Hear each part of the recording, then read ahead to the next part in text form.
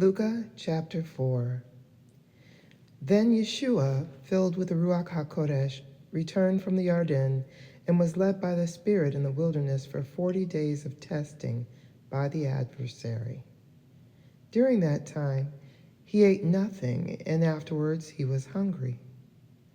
The adversary said to him, "If you are the Son of God, order this stone to become bread."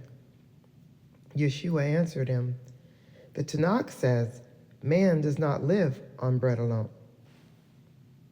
The adversary took him up, showed him in an instant all the kingdoms of the world, and said to him, "I will give you all this power and glory.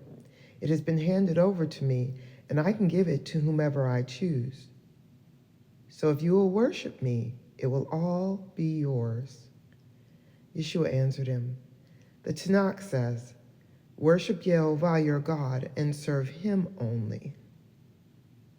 Then he took him to Jerusalem, set him on the highest point of the temple, and said to him, "If you are the Son of God, jump from here.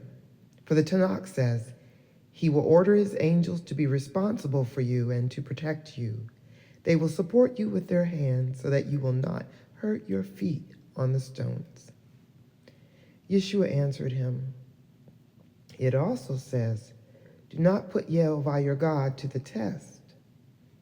When the adversary had ended all his testings, he let him alone until an opportune time.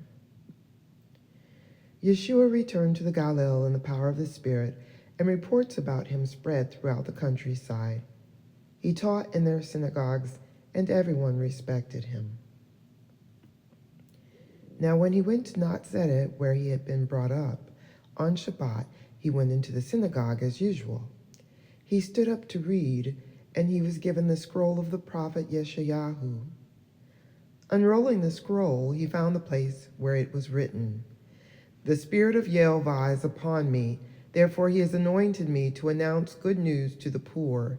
He has sent me to proclaim freedom for the imprisoned and renewed sight for the blind, to release those who have been crushed, to proclaim a year of the favor of Yehovah." After closing the scroll and returning it to the Shamash, he sat down, and the eyes of everyone in the synagogue were fixed on him. He started to speak to them. "Today, as you heard it read, this passage of the Tanakh was fulfilled." Everyone was speaking well of him and marveling that such appealing words were coming from his mouth. They were even asking, "Can this be Joseph's son?" Then Yeshua said to them, "No doubt you will quote to me this proverb, 'Doctor, cure yourself.' We've heard about all the things that have been going on over in Capharnaum. Now do them here in your hometown." "Yes," he said, "I tell you that no prophet is accepted in his hometown." "It's true, I'm telling you. When Eliyahu was in Israel and the sky was sealed off for 3.5 years so that all the land suffered a severe famine, there were many widows, but Eliyahu was sent to none of them, only to a widow in Zarephath in the land of Zidon. Also, there were many people with Zarat in Israel during the time of the prophet Elisha, but not one of them was healed, only Naaman the Syrian." On hearing this, everyone in the synagogue was filled with fury. They rose up, drove him out of town, and dragged him to the edge of the cliff on which their town was built, intending to throw him off. But he walked right through the middle of the crowd and went away. He went down to Capharnaum, a town in the Galilee, and made a practice of teaching them on Shabbat.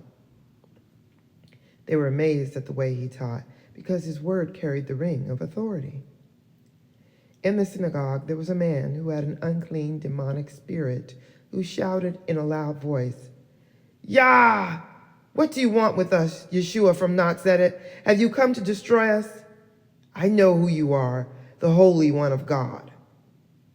But Yeshua rebuked it. "Be quiet and come out of him." The demonic spirit threw the man down in the middle of the crowd and came out of him, having done him no harm. They were all astounded and said to one another, "What kind of teaching is this? Why, he gives orders with power and authority to the unclean spirits, and they come out. And reports about him went out through the whole surrounding district. Leaving the synagogue, he went to Shimon's house.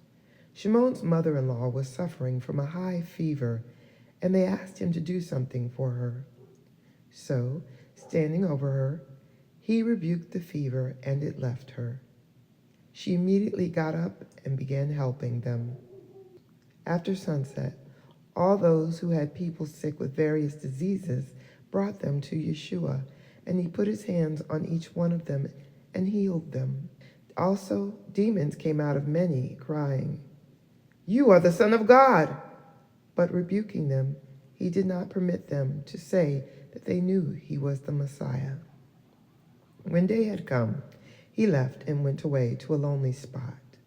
The people looked for him, came to him, and would have kept him from leaving them. But he said to them, "I must announce the good news of the kingdom of God to the other towns too. This is why I was sent." He also spent time preaching in the synagogues of Yehudah.